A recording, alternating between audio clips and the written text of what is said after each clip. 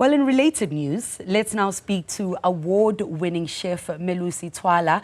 Twala recently secured a prominent position on the South African food scene, showcased his remarkable skills during the prestigious Chef of the Year provincial competition, and is with us in studio right now. Thank you so much, Chef, for joining us this afternoon. Now, I was told by our sports anchor, Gwena, that I should start off this conversation by asking about pumpkins. What is it about you and pumpkins and how it led you going into the career that you are in now? Oh, yeah. Firstly, thank you so much, Ntokoza, for the invitation.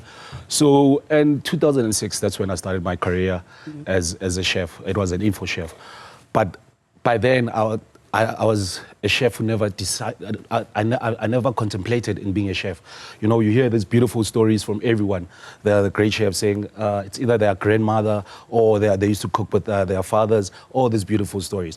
So my dad actually forced me to go become a chef because I wanted to do chemical engineering, and unfortunately the only course, so the only course which was available was hospitality. And I asked him, how hard can it be to just boil an egg or cook an egg? And then he's like, I still remember his words. He was like, one day you'll remember this. You won't be looking for a job will be looking for you. So I tried it out. I had a friend, Paliseng Modungwa. He invited me to go to the Info Chef in 2006, and I think I don't know if you have the same feeling. Have you ever walked into a place and felt like this is where I belong? Yeah, I get it. I get that. So that was the case. So as it was in Solkesna in Panting Road, Auckland Park. So as I walk in, I remember there was two ladies at the reception, a white lady and another white lady, and a black lady and an Indian lady. So because I didn't know anything about the info chef. So as I walked in, I greeted, how are you, ma'am? How are you? And then I went to the second lady, and then the third one, which she was black, I was like,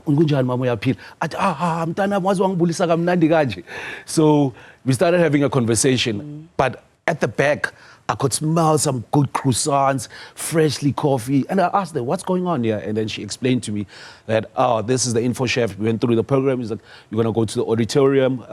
You're going to have your breakfast and then go to the auditorium. And then Martin Koba was still the president of South African Chefs Association. So he is going to come through. And then Abu Bakr, by then, I think he won the McCain tribute to good taste. And then also Jodie Ann Pierton was coming through. She was coming from France. From Thomas Keller's restaurant, and just to let us know how was the experience. And then also, so that's when I fell in love with the whole cooking experience. But the whole story, what happened with the pumpkin. So one of my mom's friend told me, I don't know how Tarzan was so famous by then. She told me that I swung with the kitchen curtain, and then I fell into a big pot of pumpkin. So that's how, I think that's how I got all the flavors from there. Yeah. So you see my dishes, it's my signature dish. Absolutely. Yeah, and like, I was going to ask that, if that's where then your love for actually plant-based meals came from, you falling into that pumpkin. Yeah, because eventually, you know, I'm thinking it was only just pumpkin. So I think that's when I fall in, like, as I grew, because, you know, as you grow in the industry, you realize most of our guests, most of the people are being exposed to healthy living lifestyle. You know, not only it's economical, but also I have a case. I remember when I was working in Botswana, there was a lady who was suffering from cancer, blood cancer, but she started being a vegan and vegetarian, and she healed. You know, so that's why I started understanding, because you know, when you're a chef. When I started my career, it's been 18 years now.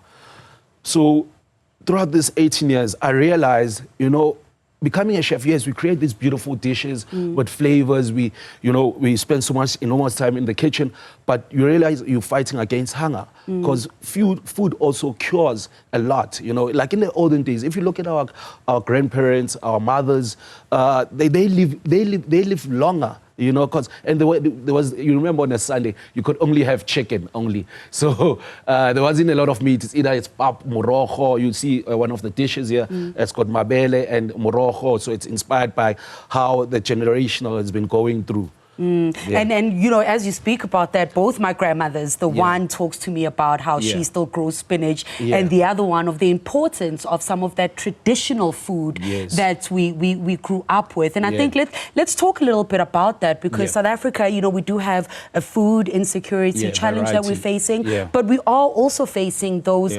rising cost of healthcare because of the sort of food that we're eating. So you do have 2 plates here with us, a starter and a main course. If I ordered this, talk me through just the preparation of this and what goes into a plant-based meal. So the plant-based, what I love about plant-based is it challenges you as a chef to be more creative. So here with this first dish, what I did, I played around with just carrots. So I made a carrot broth, and then I made a carrot mosaic, some pickled onion to cut down on the sweetness, and then a bit of radish and some lovely, you will see I utilize each and every element. It's just carrots. So you will see that green oil, it's the stem from the carrot. So I made a green oil out of it. So there's so much flavor, the freshness. So that's the first dish. So the second dish, how I played around with this beautiful dish. So I took mabele and did a mabele pap-tart. So also with mrojo to just balance the flavors. And then with the cauliflower, I made a cauliflower and mushroom sausage. This is a sausage. So already it's smoked. So whenever you're cooking with plant-based, you gotta play around with your chutney, smoking, pickling, you know, macerating, so that, because, you know, vegetables are nice, but they don't contain a lot of flavor. So if you char your vegetables, it becomes even more nicer. So here, and also just to play around, to showcase some skills, the cauliflower stem.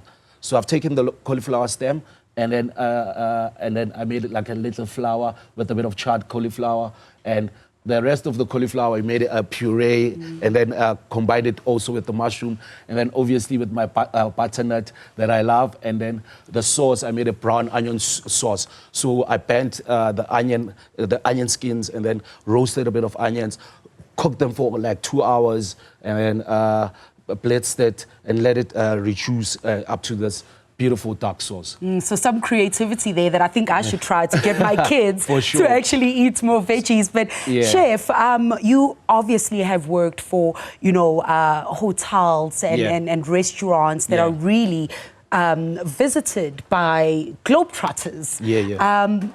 Talk us through the importance of just remaining consistent, because you never know who you are serving, as you've served billionaires who have come out looking for your meals. So just as a chef and maybe other aspiring chefs that are watching, the importance of really taking your craft seriously and improving on it.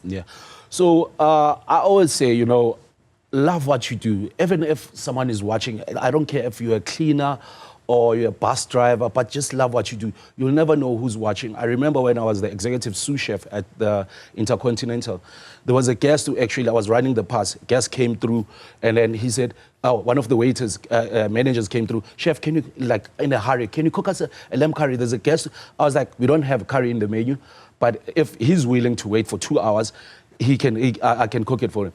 So he ran off and then came back. He's like, it's okay. I was like, yes. And plus, I've got lots of dockets. The pressure. I'm in the middle of service. So 30 minutes down the line, I totally forget about the order. And then the waiter's like, the manager came through. He's like, are we good? I was like, yes, we could. So I took one of my sous chefs, and then I was like, jump into the pass.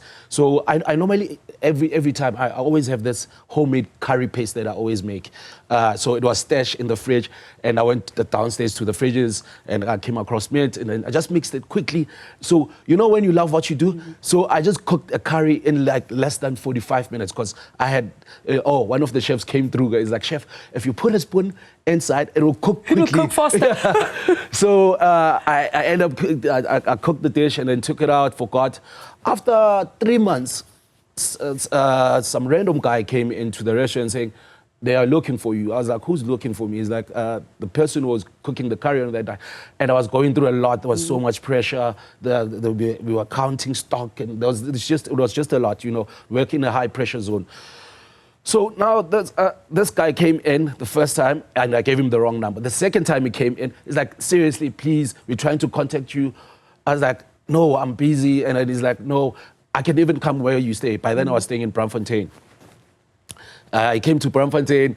I didn't answer my phone. So it was a long story for them to get hold of me, only to find out there's a billionaire that wanted me to come and consult overseas. So my trips were paid.